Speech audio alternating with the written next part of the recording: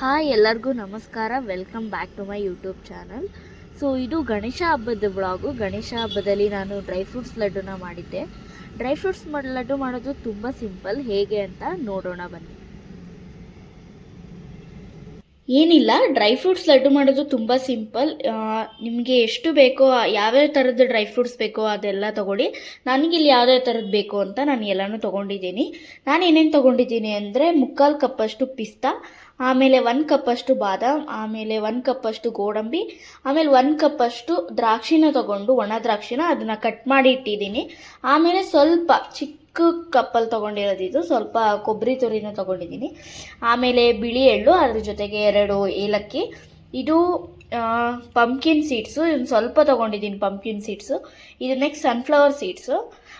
ಈಗ ನೆಕ್ಸ್ಟ್ ಖರ್ಜೂರ 1.5 ಕಪ್ ತೊಗೋಬೇಕು, ಯಾಕಂದರೆ ಸ್ವೀಟ್ನೆಸ್ ಜಾಸ್ತಿ ಇರಬೇಕಲ್ವ, ಅದಕ್ಕೋಸ್ಕರ. ಆಮೇಲೆ ಸ್ವಲ್ಪ ತುಪ್ಪ ತೊಗೊಂಡಿದ್ದೀನಿ. ಇಷ್ಟೆಲ್ಲ ತೊಗೊಂಡ್ಮೇಲೆ ಇದನ್ನೆಲ್ಲ ಹುರ್ಕೋಬೇಕು.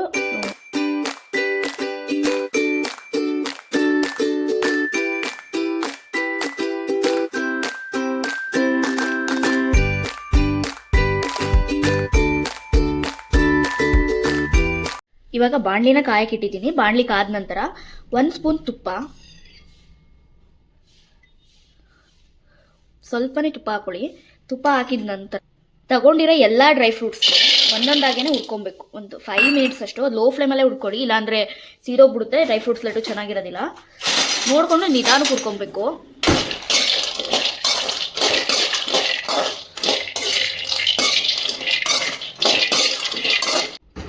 ಇವಾಗ ಬಾದಾಮಿನ ಹುರ್ಕೊಂಡಿರೋ ಥರ ಎಲ್ಲ ಡ್ರೈ ಫ್ರೂಟ್ಸ್ನ ತೊಗೊಂಡು ಮತ್ತೆ ಎಲ್ಲ ಡ್ರೈ ಫ್ರೂಟ್ಸ್ನ ಸ್ವಲ್ಪ ಅದು ಬೆಚ್ಚಗಾಗುತ್ತೋ ಅಂತ ಸ್ವಲ್ಪ ಹಂಗೆ ಫ್ರೈ ಮಾಡ್ಕೊಳ್ಳಿ.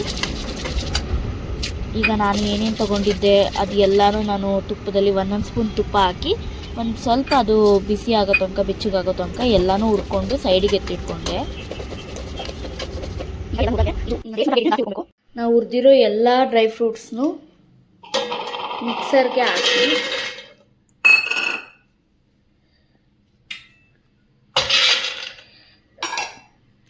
ಆಲ್ಮೋಸ್ಟ್ ಈ ಥರ ಗ್ರೈಂಡ್ ಆಗಿರುತ್ತೆ.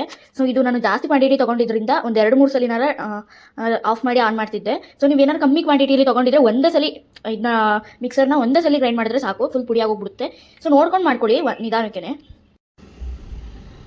ಇವಾಗ ಅದೇ ಥರ ನಾನು ಎಲ್ಲ ಡ್ರೈ ಫ್ರೂಟ್ಸ್ನು ಹುರಿದಿದ್ನಲ್ಲ ಅದನ್ನೆಲ್ಲನೂ ಮಿಕ್ಸರಲ್ಲಿ ಗ್ರೈಂಡ್ ಮಾಡಿದೆ. ನಿಮ್ಗೆ ಇನ್ನೂ ಸ್ವಲ್ಪ ದಪ್ಪ ಬೇಕು ಅಂದರೆ ಜಾಸ್ತಿ ಗ್ರೈಂಡ್ ಮಾಡೋಕ್ಕೆ ಹೋಗ್ಬಿಡಿ. ನಾನು ಒಂದು ಸ್ವಲ್ಪ ಮೀಡಿಯಮ್ ಆಗಿ ಗ್ರೈಂಡ್ ಮಾಡಿದ್ದೀನಿ.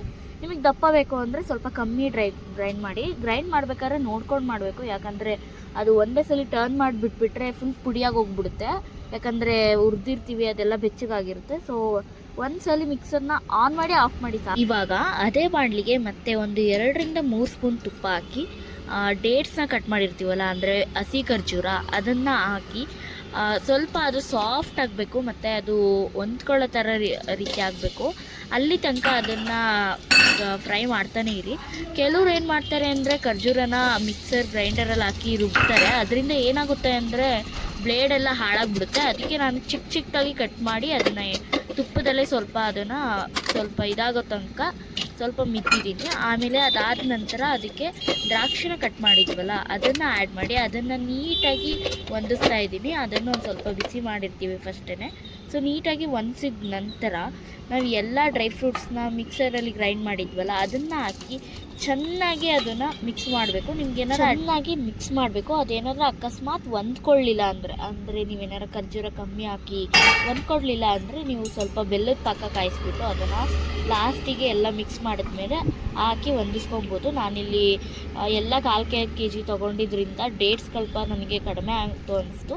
ಅದಕ್ಕೆ ನಾನು ಸ್ವಲ್ಪ ಲಾಸ್ಟಲ್ಲಿ ಬೆಲ್ಲದ ಪಾಕ ಕಾಯಿಸ್ಬಿಟ್ಟು ಅದಕ್ಕೆ ಹಾಕಿ ಚೆನ್ನಾಗಿ ಮಿಕ್ಸ್ ಮಾಡಿದ ನಂತರ ಎಲ್ಲನೂ ಉಂಡೆ ಕಟ್ಕೊಂಡೆ. ನಾನು ಸುಮಾರು ಒಂದು 30-40 ಆಗೋಷ್ಟೇ ಉಂಡೆ ಕಟ್ಟಿದ್ದೆ. 21 ಗಣೇಶನಿಗೆ ಇಟ್ಟಿದ್ವಿ, ಇನ್ನು 20 ಉಳಿದಿತ್ತು. ಸೊ ನೀವು ನೋಡಿಕೊಂಡು ಉಂಡೆ